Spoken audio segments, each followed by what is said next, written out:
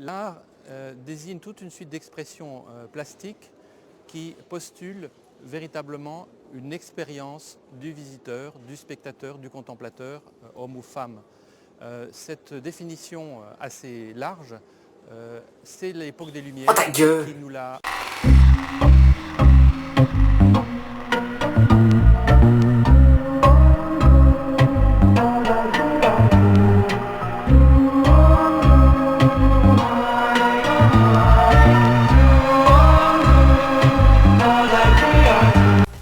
De prime abord, art et langage semblent désigner deux choses complètement différentes.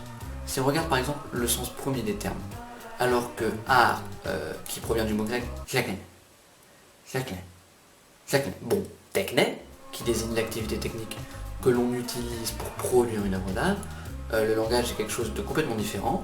Le langage signifie quant à lui tout simplement un outil de communication qui utilise une langue. On est donc face à deux choses de complètement différentes. D'un côté, l'art produit, d'un autre, le langage communique. Une œuvre d'art ne parle pas, n'utilise pas de moyens de communication. L'art est muet. C'est vrai. Du coup, l'art et le langage, ça se ressemble pas. L'art n'utilise aucun langage. Du coup, se demander si l'art est un langage, c'est une question qui paraît comme ça un peu vide de sens, sans intérêt et complètement nulle. Cependant, ce serait assez vite oublié que des arts comme la poésie, le cinéma et même la musique usent de mots, d'un langage. Plus encore, Aristote, dans un chapitre du traité de l'âme consacré à Louis, se propose un aparté sur le langage et la musique. Il dit que la musique, quand on l'entend, ressemble étrangement à quelque chose comme une voix. C'est-à-dire qu'au niveau de l'apparence de ce qui apparaît, de ce qui nous apparaît, même sans user d'une langue, d'un dialecte, de mots, l'art et la musique ressemblent à un langage du fait de son harmonie et de ses accords. Que la musique ressemble à un langage, ce n'est pas suffisant pour dire que l'art est un langage. Par contre, ceci nous pousse à aller plus loin dans notre sujet, à l'approfondir, à quitter le terrain des apparences, en l'occurrence en nous demandant qu'est-ce qu'un langage. Or, se demander si l'art est un langage, c'est d'une certaine manière comparer les deux. Cependant, on ne peut comparer l'art avec le langage en ignorant ce qu'est un langage de manière plus approfondie. Il faut donc essayer de mieux cerner ce qui fait qu'un langage est un langage. Le premier pas à franchir pour approfondir notre sujet, il me semble, c'est de faire la différence entre langue et langage. Tout à l'heure, on avait défini le langage comme un outil de communication qui utilise une langue. Or, il me semble qu'il y a une différence entre langue et langage.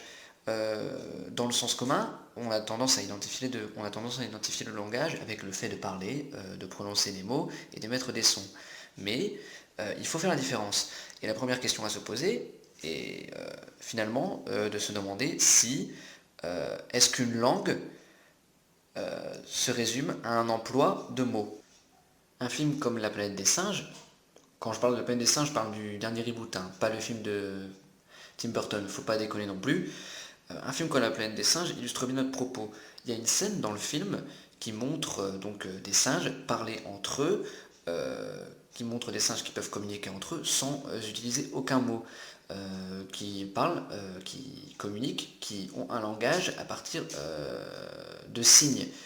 Et bien sûr, dans d'autres scènes, il y a les singes qui peuvent communiquer entre eux des informations de colère, de tristesse, avec simplement des grognements et des bruits.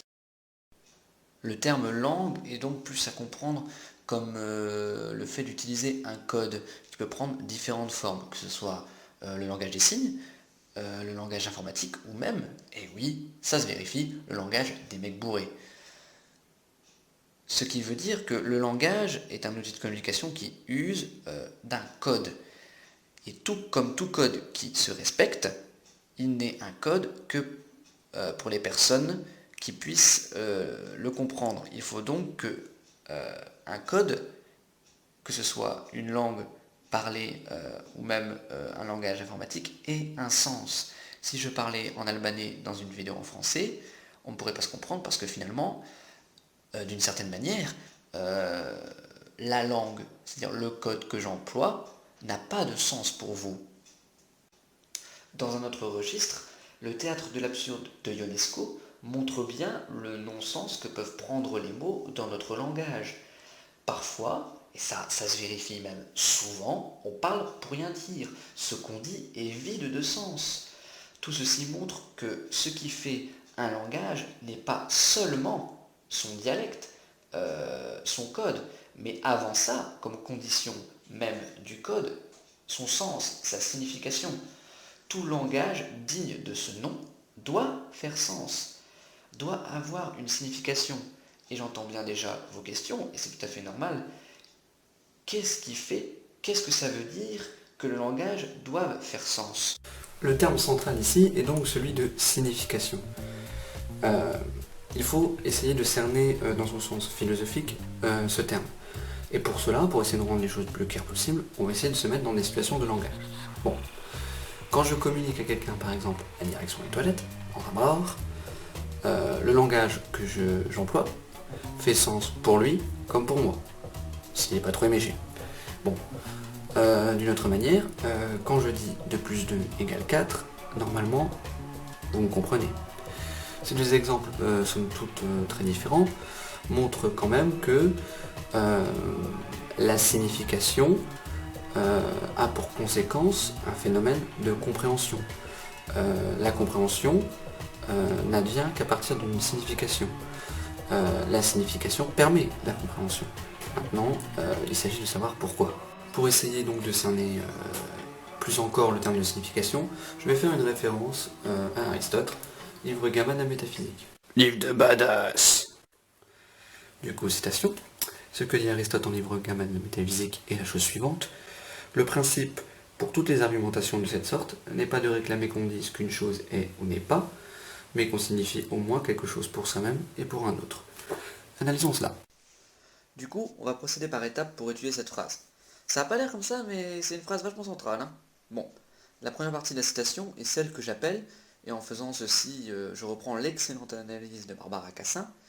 La première partie est celle donc du retrait. Ce que dit Aristote ici dans cette première partie est que le point de départ, the starting point for all such discussions, comme c'est dit dans la traduction anglaise, le point de départ de toute discussion n'est pas de poser un jugement d'existence sur ce dont on parle. C'est pas dire si ceci existe ou ceci n'existe pas. Non. Pour Aristote, il y a quelque chose d'encore plus fondamental qui se situe donc bien avant tout jugement d'existence, qui précède et qui fonde plus encore. Aristote, selon moi, opère donc ici un retrait vers un principe plus antérieur encore. La seconde partie est celle du coup du dévoilement de ce principe antérieur.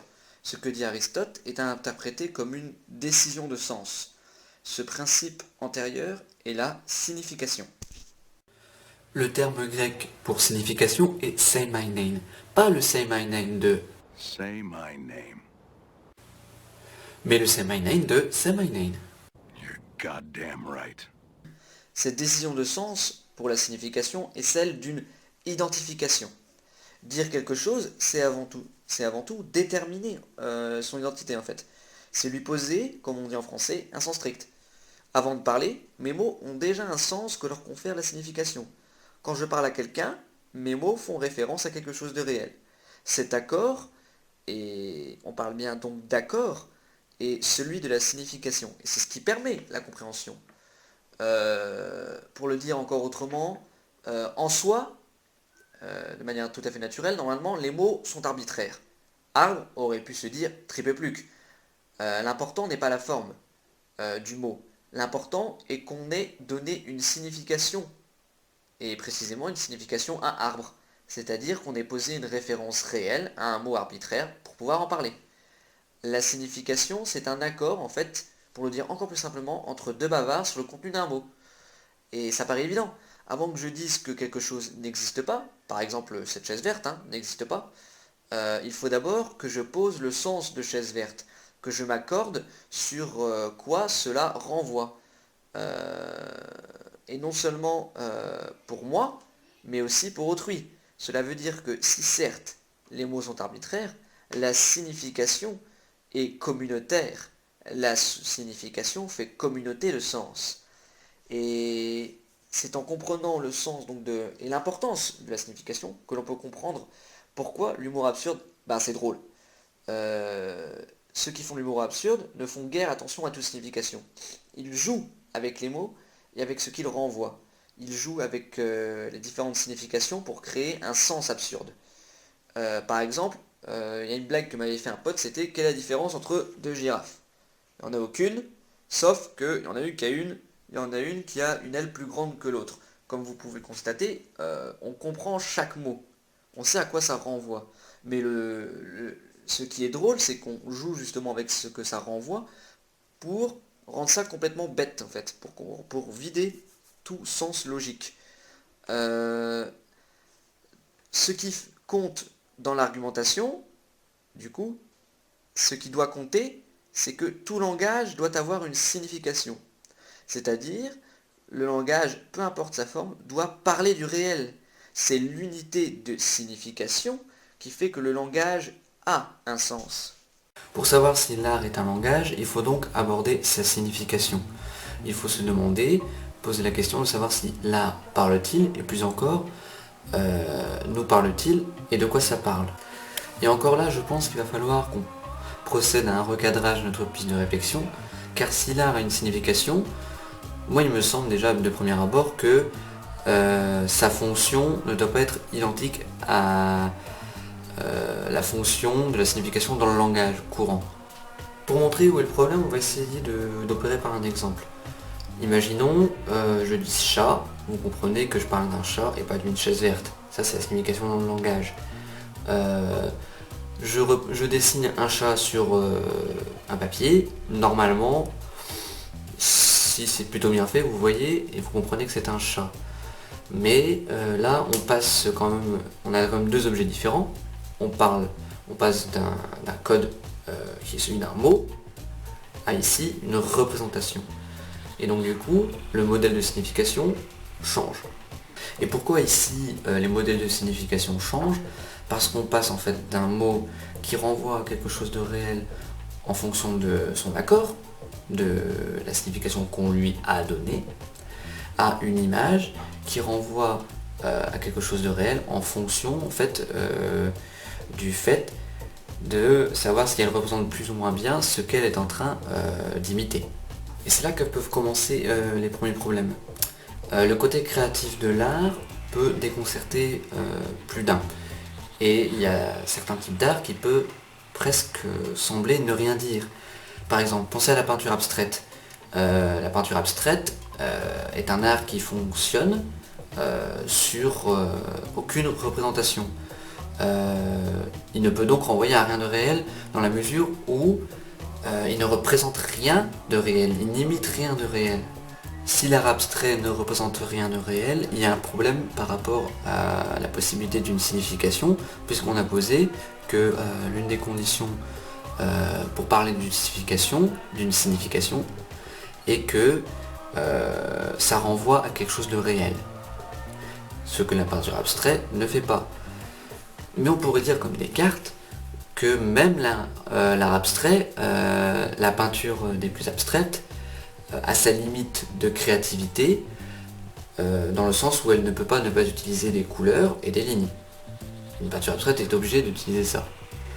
Mais ceci est une limite technique. Pour comprendre et savoir si l'art est un langage, si elle a une signification, il ne faut pas en fait se tenir compte et s'attarder en fait sur l'aspect technique, sur l'objet technique qu'est l'art, mais en fait essayer de plus s'intéresser aux faits techniques, c'est-à-dire considérer l'art du point de vue de ses effets, de ce qu'il produit dans la matière et dans son résultat qui est l'œuvre d'art. C'est ça qu'il faut essayer de passer, il faut essayer de passer de l'objet technique au fait technique. Car ici on pourra vraiment, à partir de là, cerner quelle réalité l'art essaye de signifier. Mais tout ceci, nous le verrons dans la seconde partie.